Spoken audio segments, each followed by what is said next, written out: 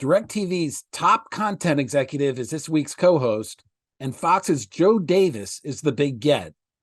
But with Marchand off, I'm most excited to give some more publicity to Masson's Kevin Brown again. Mateo's going, and a pitch is fair ball, inside the bag. Here we go. Here he comes, Mateo around third.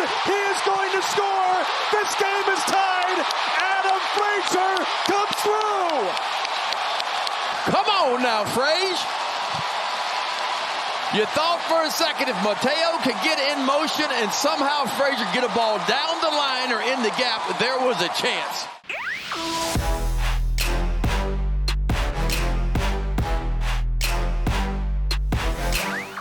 And we're back. Welcome to another episode of the Marchand and Ourand Sports Media Podcast. I am John Ourand, media reporter for the Sports Business Journal, and he is not Andrew Marchand of the New York Post, who is on vacation touring the northern United States this week. He is Rob Thun, DirecTV's chief content officer and the executive who is responsible, I got this right from the website, Rob, responsible for all strategy, investments, negotiations, acquisitions, and operations for DirecTV programming. He's been with the satellite company for a decade, previously holding senior positions at Univision and AT&T, where he was one of the main guys to launch AT&T Uverse. But I want to start with you, Rob. You got your start in the business at Fox, where you were part of a legendary team back in the early 2000s. That's right, I did. First of all, just a little cleanup. This is not Smartless. I was told this was the Smartless podcast. Is this not where I'm supposed to be? No, you're perfect. Yes, Rob Thun, Chief Content Officer. I started my career at Fox with some of the folks that you were teeing up with. Ray Hopkins, who was my boss, with Bill Bridgen, with Mike Hopkins, Mike Beard, David Nathanson. We were all worked on the distribution team at Fox, so we were amongst the least loved people in the industry, but we got a lot of stuff done. I mean, those names you mentioned, Ray Hopkins, he hired you, president at CBS, Bridgen, a president at NBC, Beard, a president at Nexstar. Hopkins runs Prime Video at Amazon. Nathanson's on the board of FanDuel. Quite a group there. We were kind of a group of underachievers at Fox, and so we cut our teeth in the business at a time when everything was in flux, and we were tasked to driving a lot of upside and revenue for the company, and I think we all did a lot of that. All right, this is not Smartless. It's the Marchand and Ourand Sports Media Podcast. We always start with who's up, who's down. I know you're prepared for this. Who's up, Rob? Who's up would be the Michigan Wolverines overtaking a Georgia kid doing Michigan. Yeah. That's impressive. That's through the eyes of the Vegas odds makers, who they just surpassed the Georgia Bulldogs in terms of likelihood of winning the national championship this football season. All right, Rob, my who's up, Jimmy Pitaro of ESPN, because we finally got a peek at ESPN's financials. And you know what? They looked a lot better than I thought they would after Disney kind of hid them within Disney for a while. I know a lot of people are focused on profits that were down, sales that were down, but come on, $16 billion in revenue, almost $3 billion in profit. Michael Nathanson pointed out of MoffettNathanson, $3.3 billion in EBIT. Every single traditional media company would love to have disappointing results like that. Look, ESPN's been through way too many layoffs. It's cut on-air salaries. It's passed on a lot of rights deals. Big Ten, Pac-12, MLS, Champions League. It took a smaller MLB package.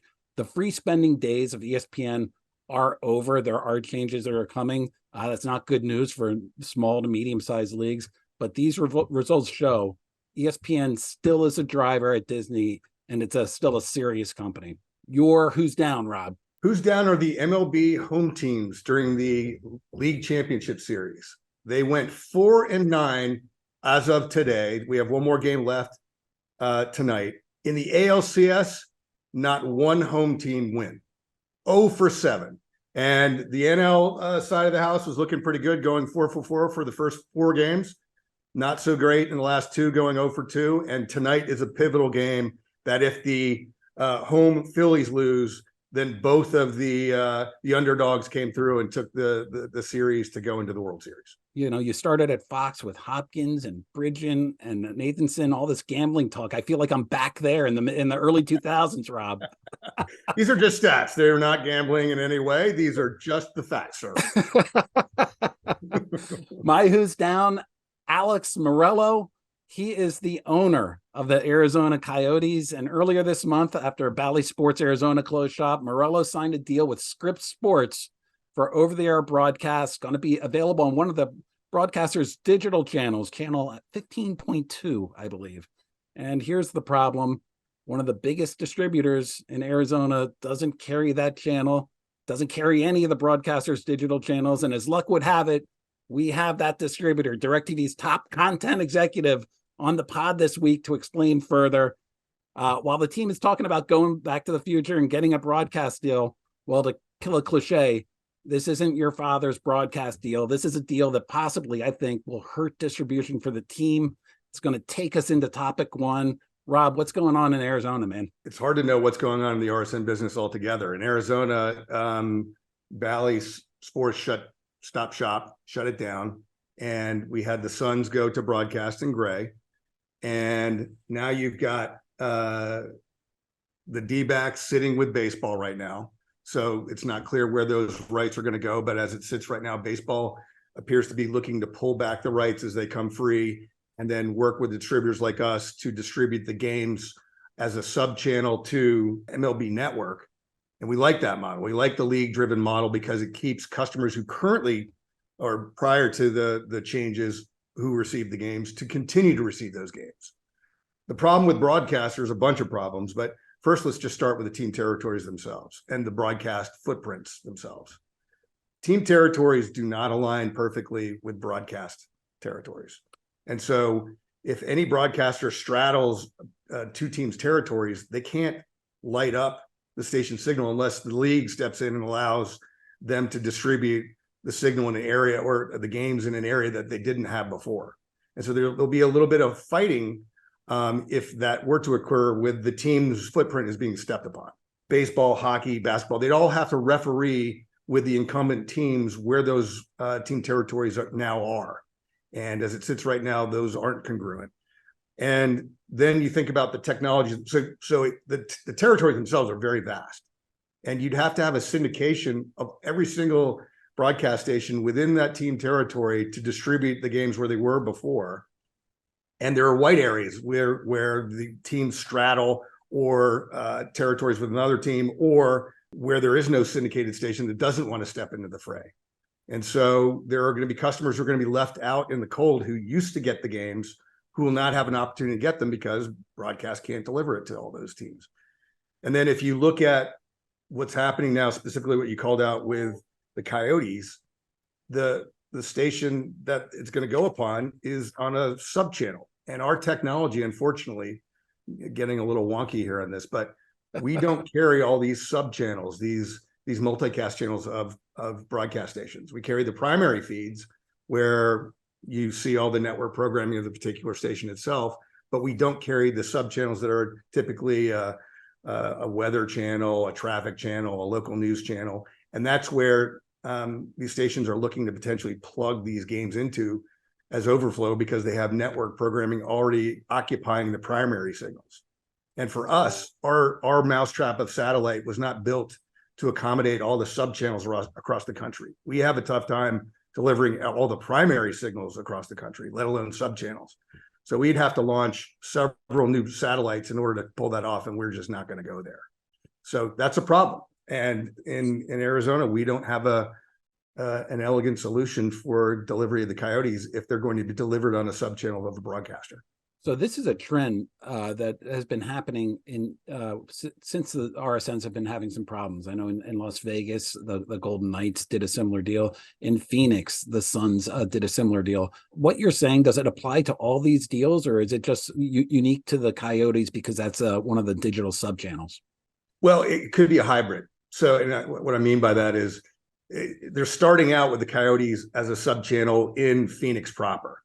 And what's the syndication, because the Coyotes territory doesn't just sit within Phoenix, it's the whole state of Arizona and some portions of New Mexico. And so the station syndication outside of just the Phoenix DMA isn't covered. And so how would the fans get to those games if they're not even available on the broadcast stations in the outside territories of Phoenix?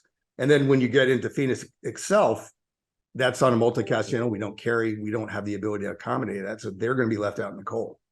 In the example that you threw out on the Golden Knights, that's kind of that problem where there are certain broadcast station markets that sit comfortably within the team territory. And so there is a syndication of those stations that have been set up to accommodate carriage. But there are those pockets where those stations don't go, where there is no distribution and there's no plan to carry it outside of that. Broadcasters are going to have, they'll have more reach in those particular markets where they do have, full carriage within the team territory. On those fringe areas, they won't, and they won't have that reach. So is it a plus minus? I mean, I think some of the teams are going to hear from fans, hey, I used to get these games, now I don't. What gives? Well, what gives is they decide to go through the broadcast model and didn't go through the traditional cable distribution model that we have been living with for years with the RSNs. I started very specific with the Phoenix market, but let's draw back a little bit and talk about that model. It's well known. Diamond is in bankruptcy right now with its RSNs. Warner Brothers Discovery got out of the business altogether as well. You now have a bunch of independent RSNs and the Comcast own RSNs that are out there. From your front row seat, how perilous is the situation with the regional sports networks? Well, I think a lot of those independent RSNs, as we think of them, are largely team owned. You've got Yes with the Yankees, you've got Nesson with the Red Sox and the Bruins. You have a team deal directly with Charter for the carriage of the Lakers and the Dodgers. You have ownership with the Avs and the Nuggets. So you got a mixed bag. I think all of them are nervous that what happens, when our deals are up and if the RSN business is taking a drastically different course, our pay TV provider is going to want to plug those RSNs into their programming lineups. DirecTV obviously has a long history of being a leader in sports programming, and we don't intend to deviate from that. But there are going to be exceptions as broadcasters step into the fray and try to opportunistically take these rights where we have technical limitations. We can't change physics, and the physics of our satellites don't allow this unlimited bandwidth that if we were to start carrying all these different digital multicasts, we just simply can't. There are going to be some changes to the whole marketplace, and we're as anxious as everybody else to see how these play out because they plug into our overall strategy of leading in sports. In addition to the technical problems that you talked about, I mean, you're going to move from a scenario where you're paying a lot for regional sports networks because of the sports rights they have to paying retransmission consent fees to these local channels, local broadcast channels that pick up the sports rights. So it's, what's worse? It's sort of like jumping from the frying pan to the fire almost. Why we even got here with Diamond Sports and RSNs in general is because the model was broken. The rights just kept going up and up and up. And the actual viewership or the demand for these local sports, while there are some that engage very heavily in watching their local teams, the lion's share of people do not watch RSNs, at least on our dial. And I think it's fairly common across all the other distributors. It's the same concern that the prices didn't match the viewership. And so we're overpaying for these rights and they need to be re-rationalized. And so folks like Dish dropped out of the RSN business. You have new digital players that are scaling up that don't carry these networks because they aren't efficient. They're too cost intensive, like YouTube and Hulu, except for the NBC portfolio, which were leveraged as part of those overall NBC deals. So there was no way for Hulu or YouTube to avoid that carriage. But where they were just dealing with straight conversations with DSG, or they were dealing them with all these other independent RSNs, they just simply said no thanks. And so to then say, well, here's the way we're going to do it now. We're going to move it to broadcast and let them try to impose their leverage into the negotiations to force carriage.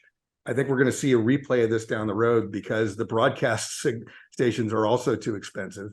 And they've been asking for crazy increases over the years, and we're hitting a point where do the broadcast channels make sense?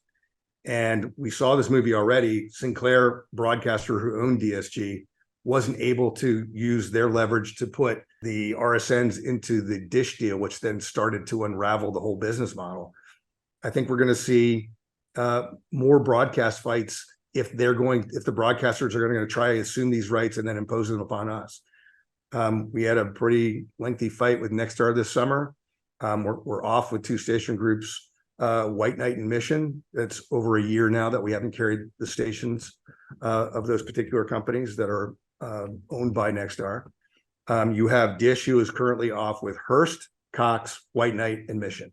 And you saw Comcast jump in the fray to a smaller network group. So the broadcast model isn't the silver bullet of answers, either from an economic future long-term basis, or certainly full delivery to all the fans out there, given the limitations of what I just talked about. So I see warning signals for broadcasters jumping in here.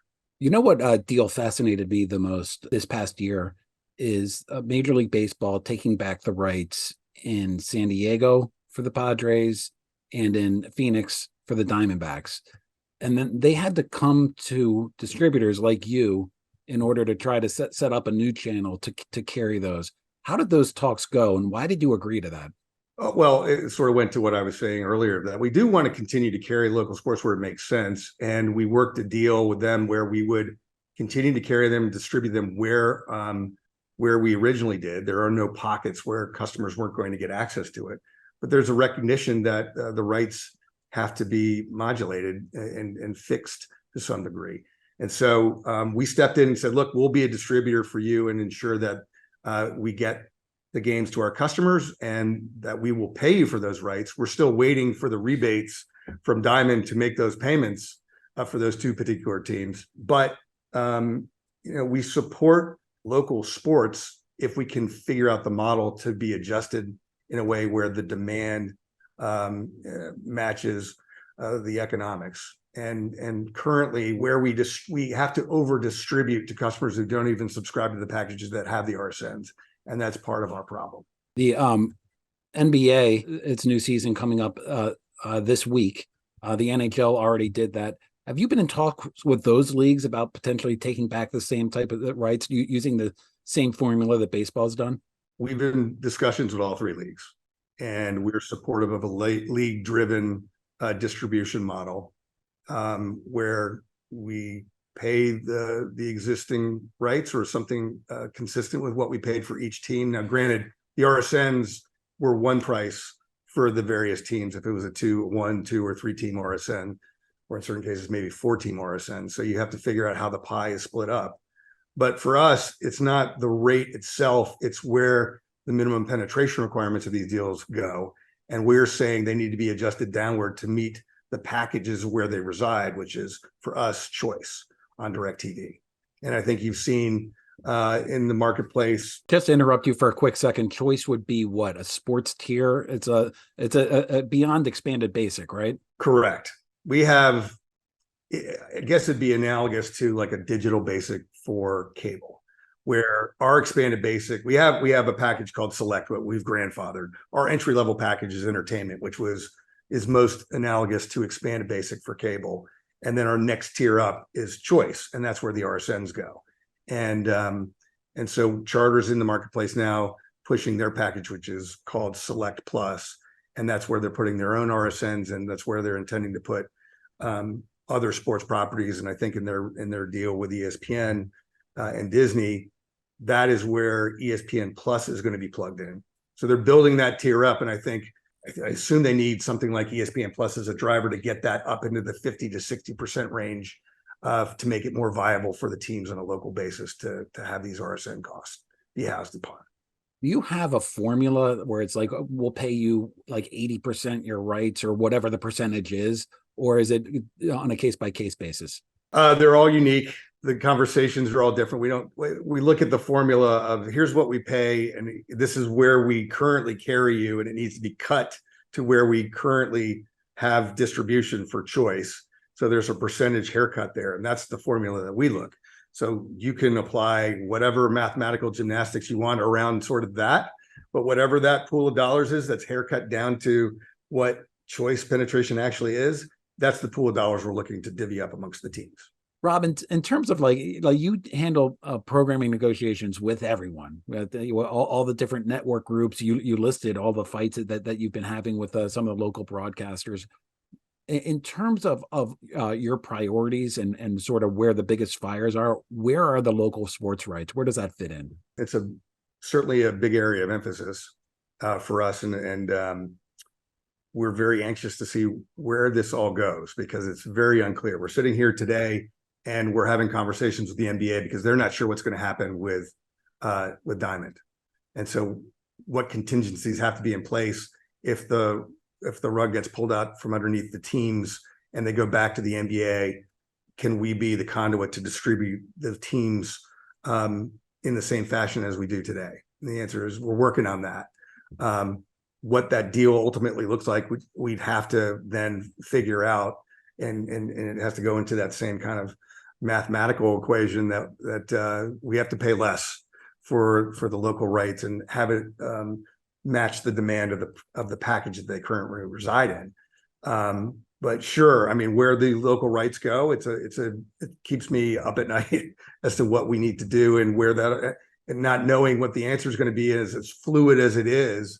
It has a lot of people up at night as to what we do here, and not just me, probably other people in my chair and other distribution shops. So if you're having talks with the NBA, you've already proved from San Diego and from Phoenix with baseball that you can do it. And if you can come to some sort of an agreement with the league, then it certainly seems like it's possible, right? Yeah, certainly. We can be a stopgap, whether a short term or a longer term. We'd like to see a longer term model with the leagues in play, but not every one of them is going to want to go there. And so, unfortunately, what used to be housed in a nice basket of more uniform distribution of RSNs is going to splinter out. And you're going to have certain markets like in Phoenix, where you've got broadcasters delivering to the teams and a league delivering the other team. And for those fans who like all three teams, you're going to need a secret decoder ring to know where they all now went. And imagine then being someone working in a call center of ours trying to explain to customers who don't know where the games have gone, in this market it's this, in this market is X, this market it's Y, et cetera, permeate that across all the different markets in the country and the different teams.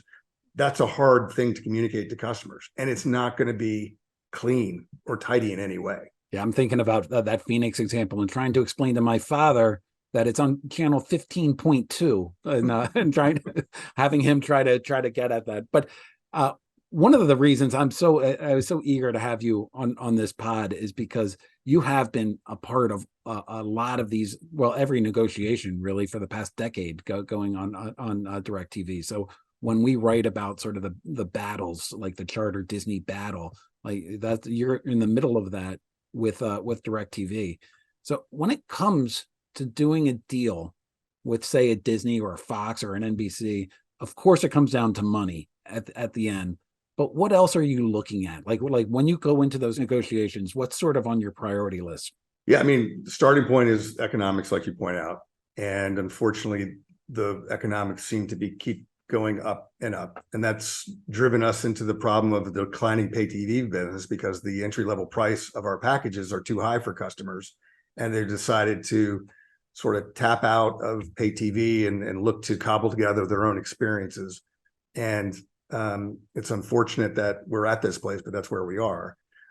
We want to know where the content itself resides, what we're competing with against the programmer itself, who used to not be a competitor. They were just a supplier. Now they're a supplier and a competitor. So what are the rights digitally, and what do we get, and what are they trying to keep for themselves, and how do we square that? I mean, I think what you saw in the Charter Disney deal, which was, I think, a watershed deal for the industry, is that, and we were out here fighting the same thing years ago. We were trying to get it such that whatever the D2C product was, the direct consumer product was, a particular programmer, that our customers who are already getting most of those channels and that content through their subscription to us would have free access to their direct consumer product. And we were out there first to try to get that what we call the don't pay twice principle. And we got coupons effectively for customers who wanted to subscribe to those direct consumer products from the likes of Discovery Plus, from the likes of AMC Plus, Paramount Plus, Peacock, where we got a 40% off coupon for our customers. Charter got 100% off coupon, and they're plugging in those D2C products as part of the subscription now into their subscription for Spectrum. That was an important move, and in order to make room for that, they also culled out a lot of what I'd call longer tail channels or secondary or tertiary channels of the particular portfolios of these programmers that don't get a lot of viewership. They're really just jammed into deals to get money out of distributors. The price of pay TV has gotten too high. They're hobbies for these programming shops that don't throw off a lot of cash anyway. Those should go away, and we should retrench the programming into the channels that they have that are the flagship channels. And too often I'm seeing the same bit of content ported across multiple channels of a particular portfolio. You see Monday Night Football that used to be exclusively in ESPN going to ABC. You see, the Manning cast as it relates to that as well. So ESPN2, ESPN, ABC are all getting effectively the same game with different variations of it. Not to pick on ESPN, Disney, they're not alone. You see a lot of duplicate broadcasts across portfolios, and we don't need to pay twice for that kind of stuff. The shell game of programming cost needs to end, and we need to get more rationalized pricing so that we keep more customers in the pay TV ecosystem. And if we don't, then the programmers who are going to go direct to consumer and lose customers from us now have to, if we lose one customer, every one of the major programming shops needs to pick up that subscription for that customer with their D2C products. And we know that's not going to happen. It just isn't. So it's kind of crazy that we've gotten to this point, and it doesn't seem like logic prevailed in how program deals were done.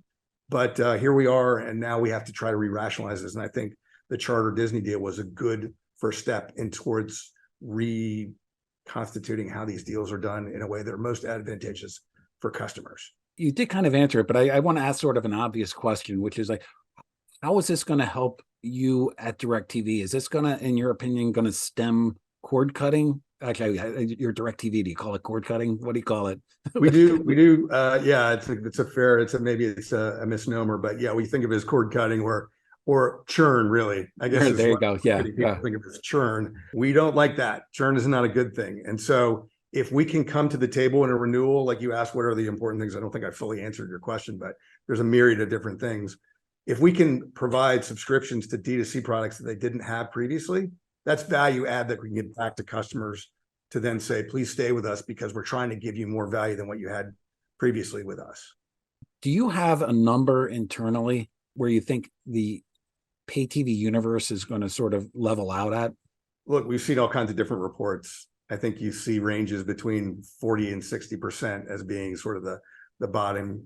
And it's hard to know if that's correct or not, but that's the best guesses by the analysts who cover our industry. But prices keep going the way they're going. Maybe that's underestimating the bottom, because if you're selling hamburgers and you were charging $10, 10 years ago, and now the hamburger's $50, maybe people aren't going to eat hamburgers. Yeah, give me a hot dog. Yeah, you are. So if there are other substitutes like the hot dog that you're bringing up, the substitutes are bite-sized portions of D2C products that people could subscribe to, or getting content through Amazon Prime that they're largely getting an Amazon Prime subscription for free shipping, opportunistically getting content now and getting things such as Thursday Night Football as part of that subscription. There's a value add that's happening with Amazon. There are other ways for people to get to content that are different than the way probably you and me grew up watching. At least I know I did. I watched ESPN cycle through multiple versions of SportsCenter. I used to watch my local team, my Braves play, or I watched my Bulldogs play, or I watched my Hawks play, or the dreaded Falcons. I'd watch those teams play, and then I'd watch the ensuing local sports recap of that game and games, and then I'd watch SportsCenter to see how those things plugged in. And I don't think millennials watch sports to the same degree. They certainly don't watch TV to the same degree. We didn't grow up with TikTok, but that's a phenomenon that people like to watch, and it gets a lot of eyeballs. So people have time is really the measurement that's shared across all these things, and they spend their time in different things than just linear TV. And if we price linear TV too expensively, you're almost forcing their hand to go watch it spend their time with their eyeballs doing different things than watching pay TV. You know what I find to be interesting about this is, as I've been covering this, it seems to me that Fox and ESPN have really been trying to support the cable bundle. So even if Monday Night Football has sort of leaked out to ABC, I mean, it's a broadcast channel, of course, you can get it with an antenna, but it's still somewhat within the bundle. You look at like NBC, which puts Sunday Night Football on Peacock, or CBS, which puts their NFL on Paramount Plus. That's different than what ESPN is doing, but it doesn't sound like you view it much differently. No, I do. I mean, I think, and Fox and Disney are the first ones to tout the fact that they are not the bad actors in the D2C regard, because objectively, Disney Plus and ESPN Plus are not pure, replicate streams of the Disney Channel and ESPN. They're different pieces of content. Whereas what you get in Peacock and what you get in Paramount Plus are largely duplicative of what our experience is and all the channels that we license, all the way to the broadcast channel.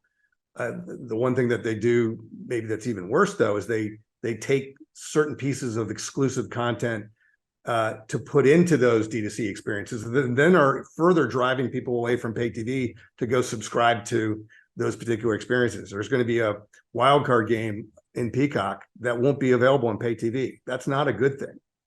And so those are the kind of things that we have to rectify in our upcoming deals, so that the kind of behavior doesn't happen, because they're probably being funded 100% through the content licensing of our deals. The unique thing about Charter doing that was Charter had me believing, at least, that they were prepared to go as a broadband company, that, okay, we are going to shed video. You, of course, at DirecTV, you can't do that. Yeah, we're a pure play video provider, so we don't have the ability to point people to the broadband subscription of ours. And I don't think Charter was,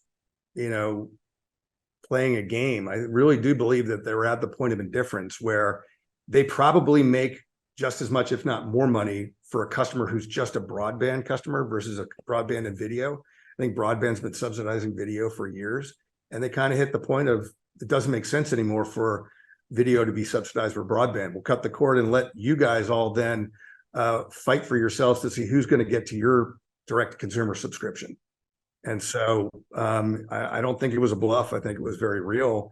And I think that's important as a check against the programmers to get more rational in their pricing, to realize that none of them, not one of them, could exist if it was just D2C only, because not everybody watches ESPN, not everybody watches Fox News, not everybody watches a USA or Paramount channel. They just don't.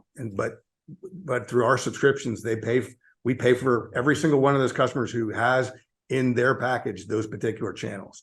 And so this buffet model that they enjoy, if it's a la carte model, it's a whole different game of trying to get these customers and then servicing them, which is another thing that they don't really have a lot of experience with. And it's not an easy part of what we do and what we provide in the value chain. We have a longstanding bet here on the podcast that I think you're going to be able to help us with. When, in your opinion, is ESPN going to take its regular ESPN feed and go direct to consumer? That's a very intriguing question. I know which side of the answer I'd like to see, which is never.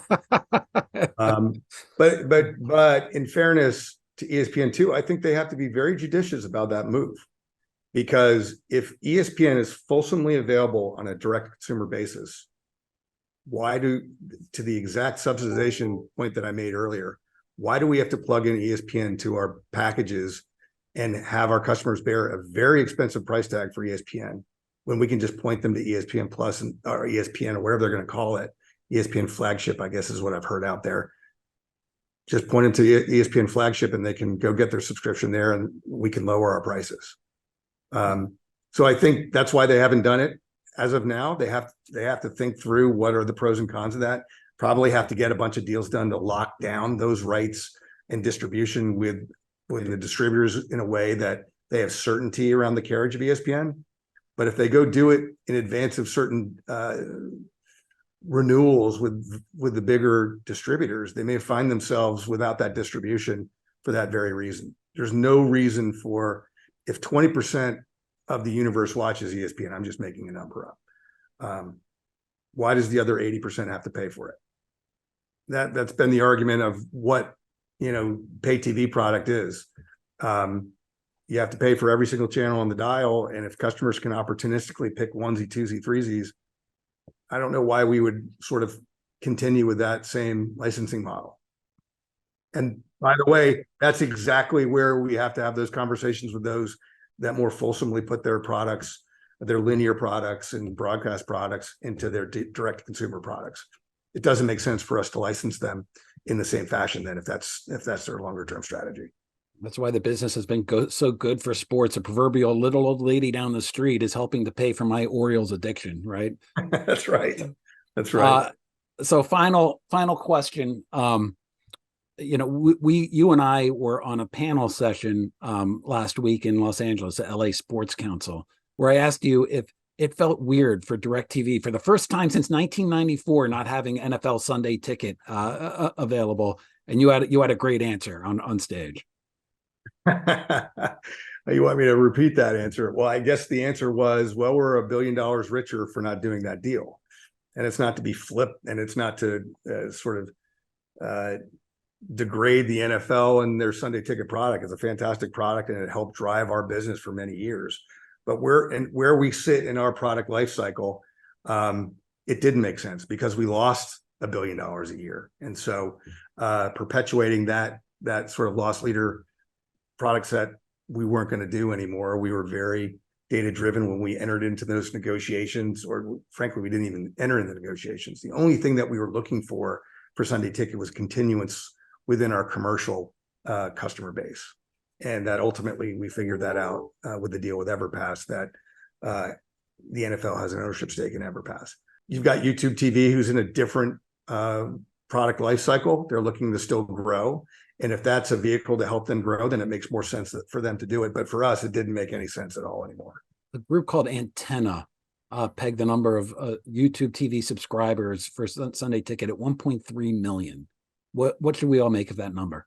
Well, I suspect it needs to be higher, because I suspect that's not enough to make, well, you can do the math. If it's 1.3 million customers at $350 or $400 a month, or not a month, for the entire package, and they're paying $2 billion, I don't think they made the cut. So we'll see, but they're in their first year of having it.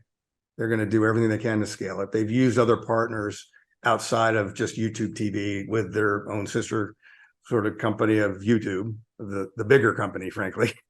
They have a deal with Verizon, they have a deal with Comcast. So they're getting partners to try to help offset those costs. But to me, I think they used it as a scale driver for YouTube TV. And I think they also used it as a vehicle to drive their base up to ultimately reduce their programming cost, because they likely have size-based MFNs against the bigger four, that being Comcast, Charter, DirecTV, and Dish.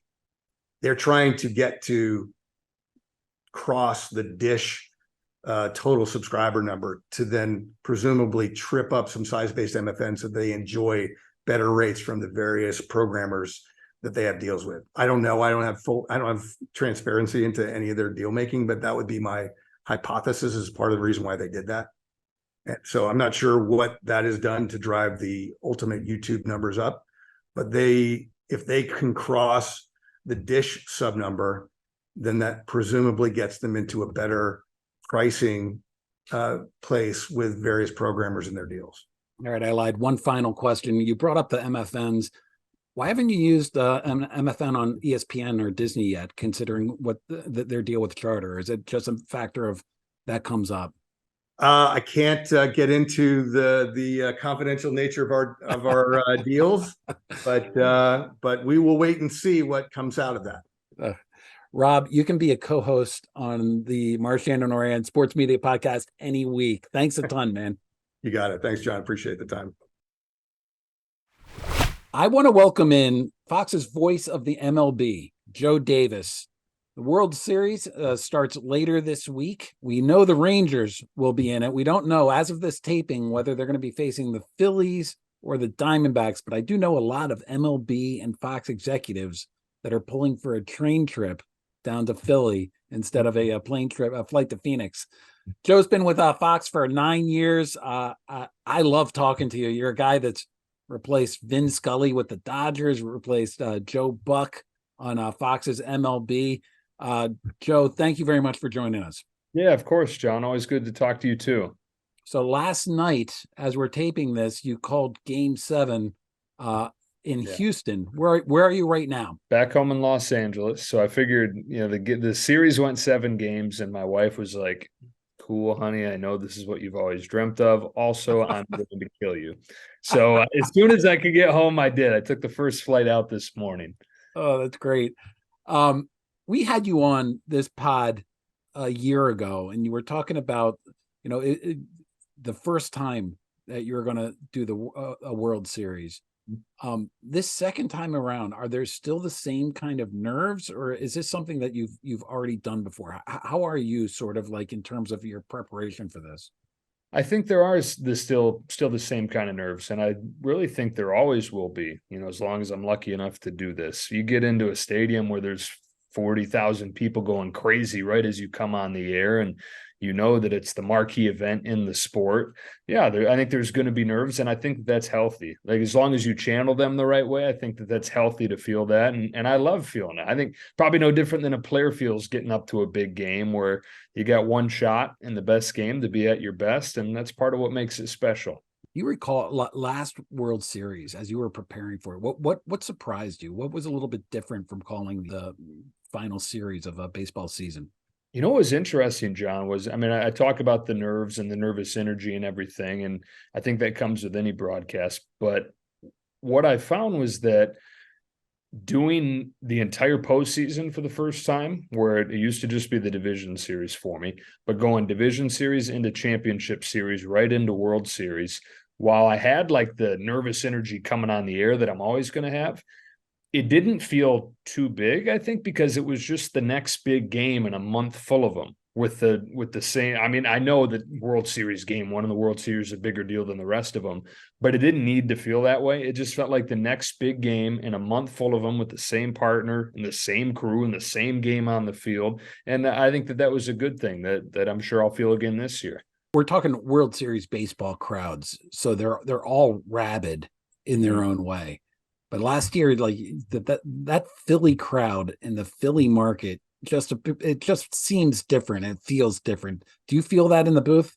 Yeah, I said last year, John, that in the division series against the Braves, that already was the best postseason environment I had felt in the division series in Philly. So what it got to in the World Series, tonight's going to be Game 7, like you mentioned. I'm excited to see that. And if they get back to the World Series, there's no better environment in baseball. There's no better environment in sports at this point than Citizens Bank Park. Does that affect how you call a game? Are you able to block that out? Yeah, I don't know if it affects how I call it. It certainly affects how I feel. And, we ride the wave of the crowd. So I guess it does affect a little bit the way you call it. Certainly the louder the crowd and the bigger the story the crowd is, the bigger part of it that the crowd is, the more you can lay out, the more you feel comfortable kind of letting the crowd tell the story.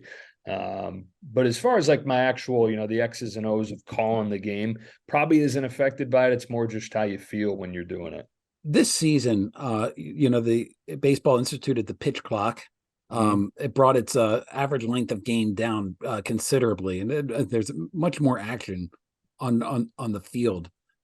How did that change how you call a game? Do you feel that you call it differently right now than you did 1 year ago? I think that there are fewer long stories just because there's not room for them. In the postseason, it's hard to find spots where that makes sense, even without the pitch clock, because the next pitch could always be the one. So you always got to be careful getting going too deep on a guy's story. But now that next pitch that could be the one is always just around the corner. So you really got to be careful, and you really got to be tight with those stories. And it's changed a little bit the way that I've prepped this year, doing Dodger games throughout the year. I found myself spending all this time gathering these deep life stories on these guys. And then I'd get through a series with the team and be like, well, shoot, I didn't even get to use any of that because there wasn't time between pitches. And, I think that it's a sacrifice that everybody's happy to in my chair is happy to have to make, and to get what we get from the pitch clock and from the new rules, as you mentioned, the crisper action, it's edge of your seat stuff, and a few fewer long stories, I think, is okay for everybody. Did you get caught this season in a longer story and had the play catch up to you? Yeah, I'm sure. One of the amazing things about Vin Scully was that it was like the game would tailor itself around whatever he was doing. That never happens to me. I swear, anytime he would start a story, the inning would let him finish the story. When I start one, it's like, here comes a double play ball. I don't know if that's Vin up there in heaven winking at me like, sorry, kid, you're going to have to earn it before the game plays around your call. You did local TV for the Dodgers. You did the first series of the American League Division series in Baltimore. 2 100-win teams that got swept out. You talked about the Braves earlier. If you look at this moving forward, are there changes that should be made to the playoff format? I think that the teams coming out of the wild card series, the fact that they all won in sweeps skewed it, because they didn't have penalties for their starting pitching. They were able to be in a much more comfortable spot than they should be. So whatever you can do schedule-wise to make that a little tighter, where if they do go 3 games, maybe they got to get in the middle of the night and play the next day. I think that's one thing you can look at. Bottom line, though, John, I think that baseball is a game where on any weekend in the summer, any team can beat any team. And you get into a 5-game series, it doesn't matter if you won 130. You can lose in a 5-game series to a team that won 90. I think that if I was going to make one significant change, it would be to, and this isn't looking at the schedule and seeing how this would work, but it would be to make the division series 7 games as well. Because, of course, the more games you play, the better chance that it's going to shake out with the better team winning. Yeah, but as we know, baseball hates ending the season and ending the series in November. So does that mean a 154 game regular season? Does that mean ending mid-November where you're going to have some cold snaps? Yeah, I don't know. It could mean, I think that a lot of people agree 154 games would be a good move. I don't know if it's ever going to happen for money reasons. Every game that you don't have is a large paycheck out of teams' pockets when they're not opening up the gate. So I understand that. I don't know if it could be made back through postseason money or what, but I just think from a competitive standpoint, there are some things you can do. And I think if we get another year of this where you get the big dogs knocked out like they were so consistently this year, then you're going to have to start considering some changes. One of the stories that I think is really unique about your rise to at Fox is, I recall, I think it was like a decade ago when Dick Ebersol was still at NBC, probably 15 years ago. And I was asking him what stories I should be taking a look at. And he just talked about the age of the play-by-play announcers and how they were getting old, and he didn't have a bench to really replace anybody yet. And his complaint was that people in college or people that were growing up in the business wanted to be Sports Center anchors and didn't really want to be play-by-play announcers. But now you're part of this really I'm considering the mid-30s young, but you're part of this wave of like really young people that he didn't sort of foresee coming into the fold. Talk a little bit about when you got started in the business. You didn't want to go that Sports Center route. You always wanted to be a play-by-play announcer.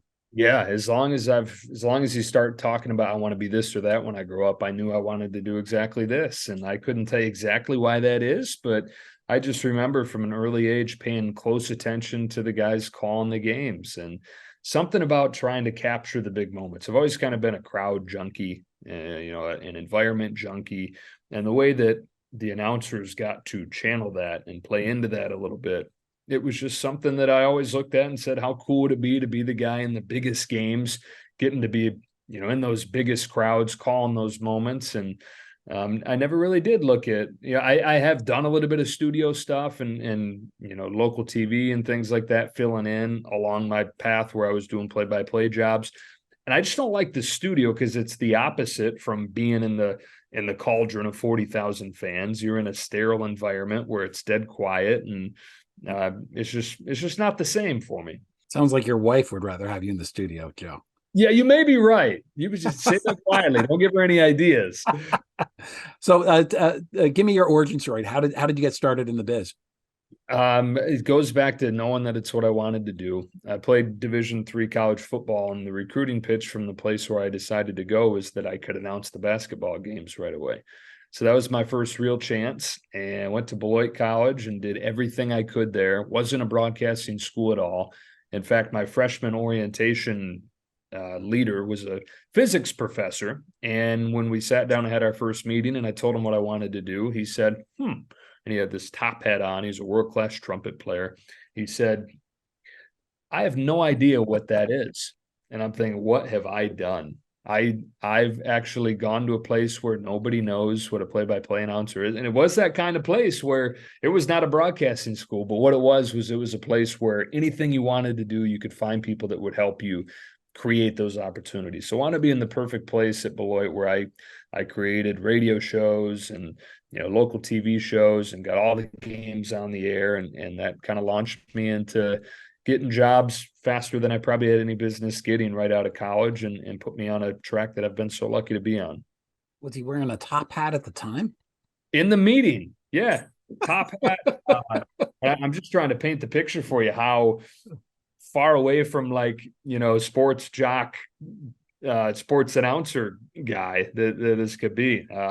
He wound up being a good guy, but he still, I don't think, knows anything about play-by-play announcers. Look, you're doing the World Series. You do the NFL for Fox. You did basketball as well. Is this something that you want to continue doing, like just a multitude of sports as you move forward with your career?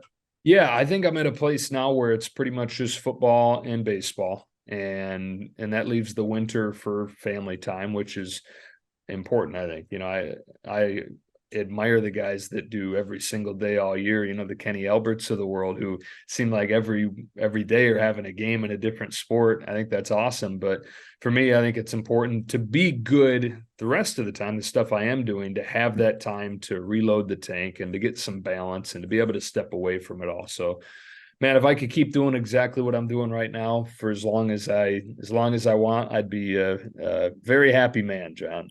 Yeah, that leads me to my next question, which another thing that I find to be fascinating is that you had this opening, and this opening came up because Joe Buck, who I think is relatively young too, he's mid-50s, just sort of grew tired of it. He just kind of wanted to sort of step away.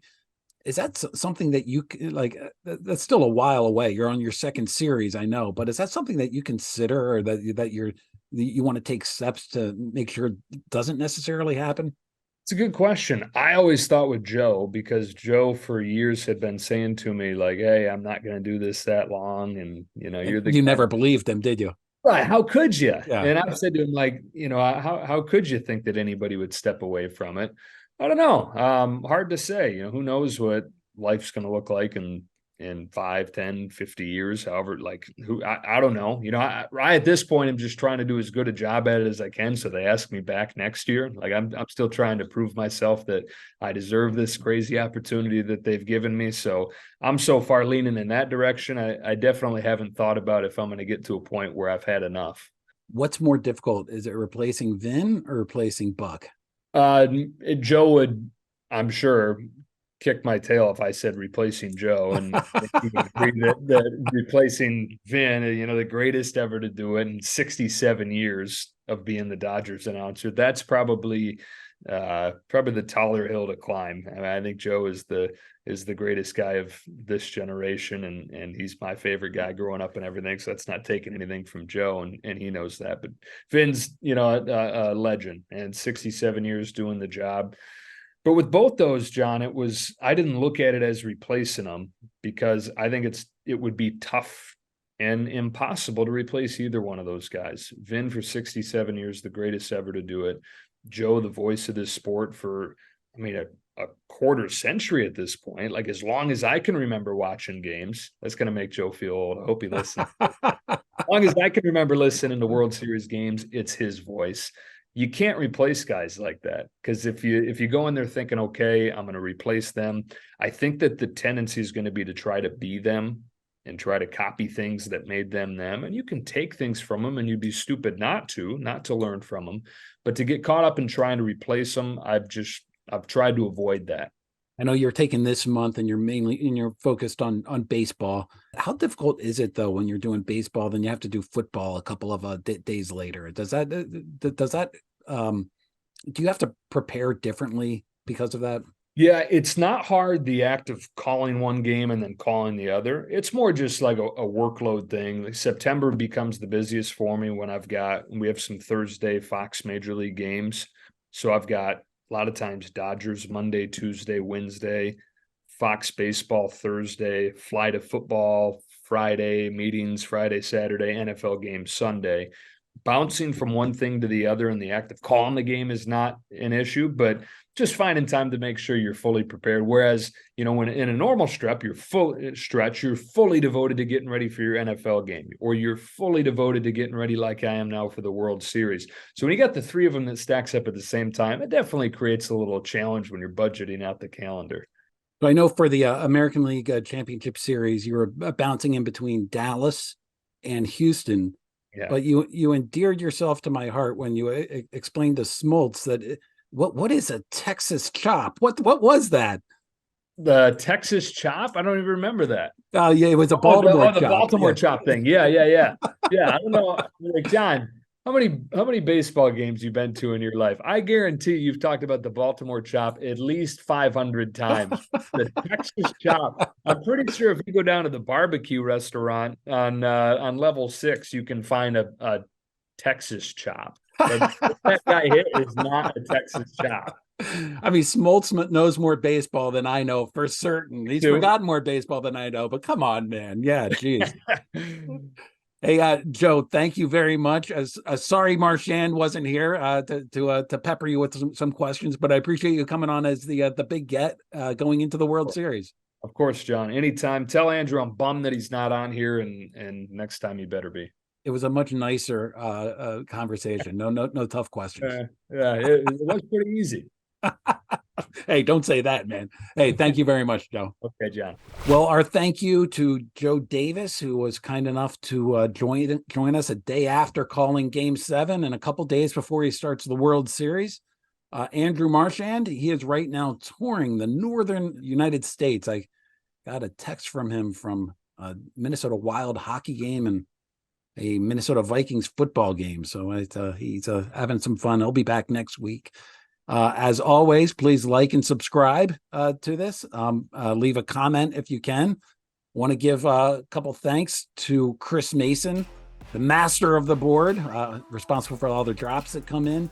AC Wyatt, of course, is the person that puts this all together as well. Please, again, like, subscribe, and we will see you next week.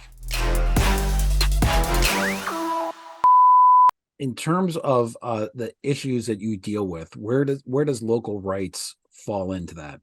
I'm sorry, I'm not sure I follow. What? Yeah, that was a terrible question. My apologies.